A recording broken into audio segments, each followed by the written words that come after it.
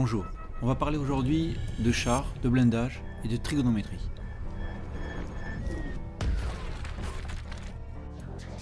Bonjour, c'est Scientiprof dans Montrer Démontrer.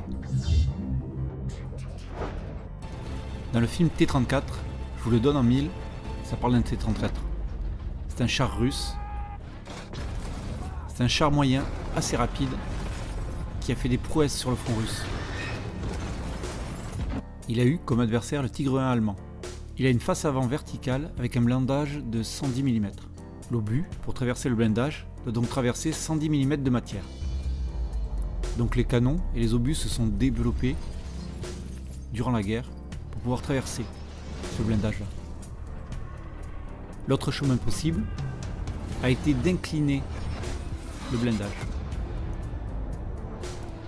Car si on incline le blindage, on voit que l'obus a plus de chemin à parcourir dans la matière. On parle ici de blindage effectif. C'est pour cela que la nouvelle version du Tigre, le Tigre 2, a eu sa face avant inclinée à plus de 45 degrés. La distance à parcourir dans la matière est donc plus grande. Cela permet, pour avoir un même poids, un meilleur blindage. Pour calculer ce blindage effectif, on constate ici que l'on a un triangle rectangle. On va donc utiliser la trigonométrie.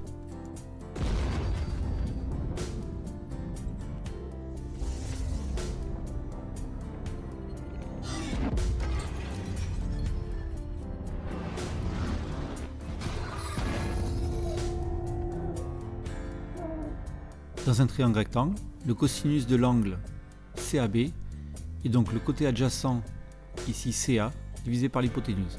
Donc en transformant la formule, on a l'hypoténuse qui est égale à l'adjacent sur le cosinus. C'est ce que nous explique la vidéo technique du jeu World of Tanks. Ils ont utilisé pour cela une partie coudée, mais cela revient au même. Le blindage effectif est égal à l'épaisseur du blindage divisé par le cosinus de l'angle de l'obus par rapport à la normale. Mais parfois, cela ne suffit pas.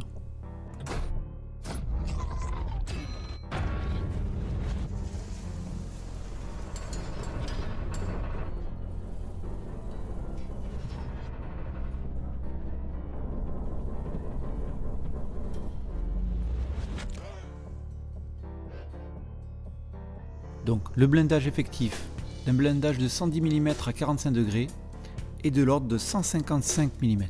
Le Tigre 2, qui avait sa face avant à 150 mm d'épaisseur, positionné à 40 degrés, avait lui un blindage de 195,8 mm. Il existe aussi plusieurs types d'obus. Certains qui allaient plus ou moins vite, ou qui pénétraient plus ou moins le blindage, ou qui explosaient plus ou moins.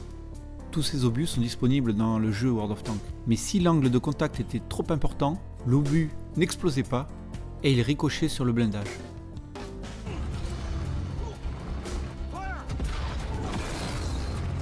L'angle de ricochet dépendait de l'obus. Pour certains, c'était de l'ordre de 70 degrés. Donc les obus qui arrivaient avec un angle supérieur à 70 degrés repartaient avec le même angle. Ce qui est illustré dans cette scène.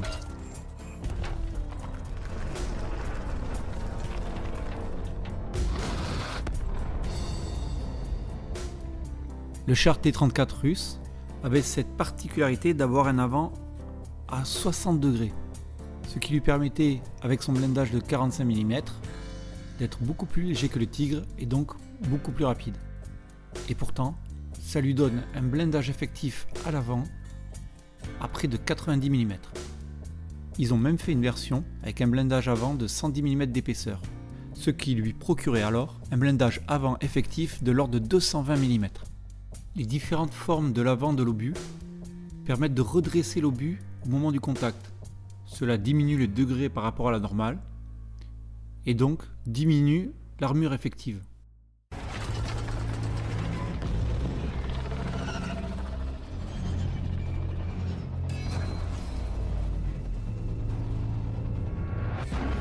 C'est pour ça que la formule disponible sur World of Tanks a cette forme-là. L'angle de contact est juste réduit de la valeur de l'angle de redressement de l'obus. C'est pour ça que par la suite, les faces des chars se sont de plus en plus inclinées jusqu'à arriver à cette forme-là pour nos chars modernes. Ici, un char Leclerc. Voilà, c'était Scientiprof avec Montrer Démontrer. A bientôt!